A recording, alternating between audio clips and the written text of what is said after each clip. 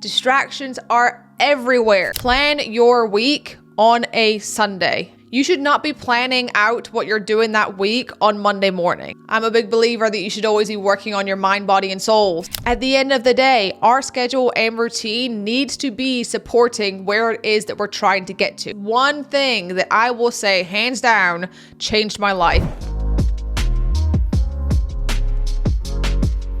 Welcome to Highest and Best. My name is Karis, and this is where we talk about how to elevate your life, unlock your full potential, and become the highest and best version of yourself. Today, we are diving into how to build a routine that will change your life. If you are someone who wakes up with no clear direction on what it is that you're doing every day, then you are in need of a routine. Time is the most precious and valuable asset that you have. And I believe that if you learn to hack your schedule and tap into a routine that works for you, then you will change your life. So I'm going to be taking you through how to prioritize, build your routines, and hack your schedule. We're going to be going step by step. So if you're ready, let's get into it. Now, when we're starting, we need to figure out where the current you is with a schedule and a routine. So what we're going to do is track down everything that you are doing for a full week. What we want to do is we want to audit and analyze where your time is currently being spent so that we can see what we need to do in order to adjust it so that you can prioritize. If you are not already in my Highest and Best group, it is a free community. It will be linked below, but inside of there, you will find a time audit worksheet.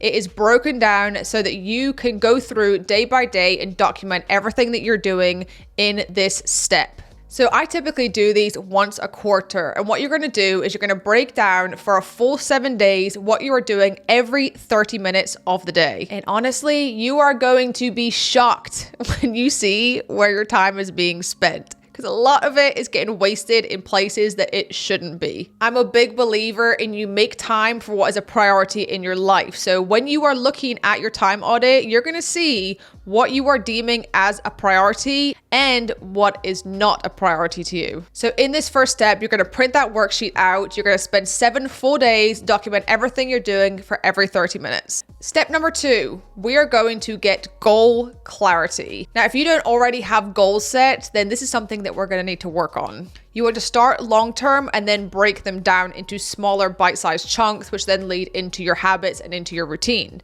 But if you don't have that further vision of where it is you're trying to get to, it's hard to set a routine on what you're doing now. Something I love to explain is goal setting versus action planning.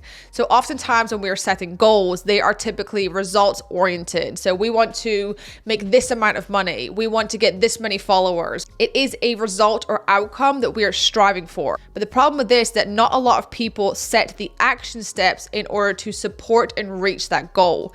So your action steps, those are your habits. Those are the things that are going to be in your routine in order to get closer and closer towards achieving that goal. Inside of the Highest and Best group, you will also find the worksheet for setting your 10 goals of the year, and then under each goal, you write your action steps so that when you're able to look at that worksheet, we're then going to reflect it against your time audit so that you can see, is what you are doing on a daily basis actually supporting where you're trying to get to? Because there's a reason why there's the 80-20 rule that states that 20% of our efforts lead to 80% of our results. So what I want to do is figure out what the 20% is and do more of that. Now, on the goal clarity step, if you've already got goals that you have set, then great job. But what I want you to do here is revisit them and check that they are SMART goals. You may have heard this phrase before, but it stands for specific, measurable, attainable, realistic, and time-bound. So have a look at the goals that you have set, make sure that they are SMART goals, and then make any adjustments necessary. So you have done your week audit, you've got goal clarity. The next step is to self-diagnose. Now, this is a step that you need to be open and honest with yourself, but we are going to do some self-analysis. First thing I want you to ask yourself is, what time of day do you have the most energy? Now, for some people, including myself, they are morning people. They have the most amount of energy in the morning time. However, I do believe that some people just thrive in the afternoons and evenings. So if that is something like you, just be aware of that, because we're going to use it for building our schedule. The next question I want you to ask yourself is, who or what is causing you to be distracted? Distractions are everywhere. We are constantly being stimulated and our attention is being pulled in different directions. Now, I know when I asked that question, you probably had either a thing, whether it be phone, TV, video games, or person/people who came to mind when you thought of that. But be self-aware, figure out what is pulling your attention away from what you should be doing. Next, we are going to look at our time audit. And when we are breaking this down, we're going to figure out where your time is being spent. So looking at those 7 days, I want you to get a highlighter and I want you to highlight where are the 20% of those actions that are getting you to your 80% of your results. And I want you to highlight them. So this could be your money-making activities. It could be your job that you're working that is bringing you your income. That's important. You need to do that. Next, I want you to highlight or circle what is in your schedule that can be outsourced, automated, or delegated. If you feel like right now your routine and your schedule is very hectic and you're trying to get time back, then you might need to trade money to buy your time back. So let me give you some examples. If you are someone who cooks, breakfast, lunch, and dinner. Say you spend 30 minutes on each. That is over 10 hours a week that you are spending cooking. If you want your time back, pay for a meal prep service or one of those meal delivery services or something that is able to cut that time out of your schedule and buy it back to spend it on something else, like that 20% of what we're supposed to be doing. Some people may want to get house cleaners. Some people may want to get laundry service. It could be something as setting up certain automations in your business. But look at your time audit, see what you've circled or highlighted in things that you technically don't have to be doing yourself, and figure out how can I have somebody else or something else take this, do it, and then I get that time back. The last question I want you to ask yourself in this step is, what am I saying yes to that I should be saying no to, and vice versa? What am I saying no to that I should be saying yes to? Be open and honest with yourself and think about what adjustments you need to make. Now, when we are looking at our time audit and our goals worksheet, you will know deep down whether what you are doing in your current routine is supporting the goals that you want to achieve. Because most people, what they are doing on a day-to-day basis isn't helping them get towards reaching these goals. Okay, we have done a time audit. We have got goal clarity and our action steps, what we need to do. We have self-diagnosed. Now we need to set up our weekly plan. Now, whether you are someone who likes a digital plan or a handwritten plan, this is going to be the step that we're going to be building up your routine. Personally, I have a planner that is handwritten that I write out my week on. However, when it comes to my day-to-day, I will then have a separate notebook that I write my priorities on. And then I also have a priorities list that is in my phone notes app as well. Plan your week on a Sunday. You should not be planning out what you're doing that week on Monday morning. It should be done on a Sunday so you can overview the whole week, get everything scheduled, and then fill in things that you need to, and then you know exactly what you're doing when you wake up Monday morning. So when you're planning out your week schedule, you want to make sure first you're putting in any non-negotiables. So you've got your non-negotiables in your calendar. Now we're going to look at our goals and action steps worksheet and start to fill in those action steps into our weekly plan. At the end of the day, our schedule and routine needs to be supporting where it is that we're trying to get to. That's why we're setting goals in the first place. So set your non-negotiables, then add in what action steps you're doing in order to reach those goals.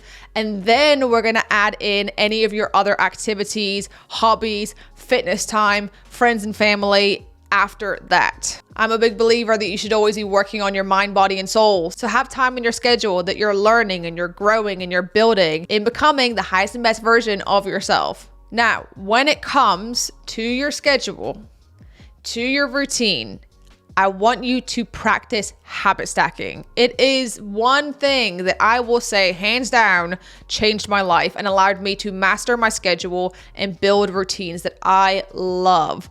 So habit stacking, if you don't already know what it is when you are trying to implement a new habit in your life and you stack it on a habit that you've already got. So let me give you an example. I wanted to start reading again on a daily basis. And I found that when I just kind of put it into my list of things to do, that it wasn't getting done. So what I did was I stacked the habit. When I get home from working out, I shower, I come through to the kitchen, I make my protein shake. It's protein powder, collagen, and L-glutamine. Then I take my book and I go and sit and I drink my protein shake while I read. So I stacked that habit, and ever since I started doing that, I read every single day. So figure out what habits you are trying to implement, those action steps, those habits, those good things towards reaching our goals, how you can easily and smoothly put those into your routine and make sure you are actually doing them. Okay, we've got your weekly plan.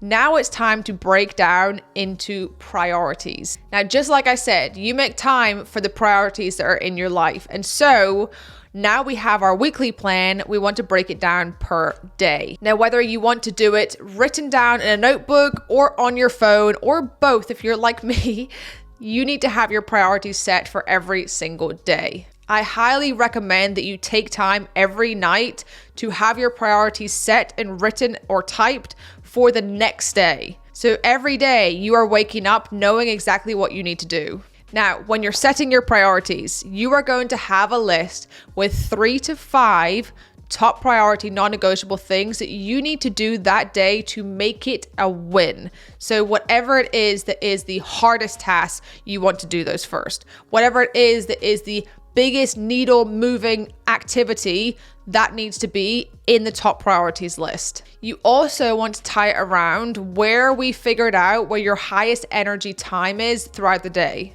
So you've got your 3 to 5 highest priority things on the top of the list. Then the rest of the list is going to be written or typed in decreasing importance. When I first started learning about time management, I found that I was time blocking every single little thing in my calendar. But then I realized it was counterproductive because I was constantly thinking about the next thing that was going on, that I wasn't able to have proper focused deep work time.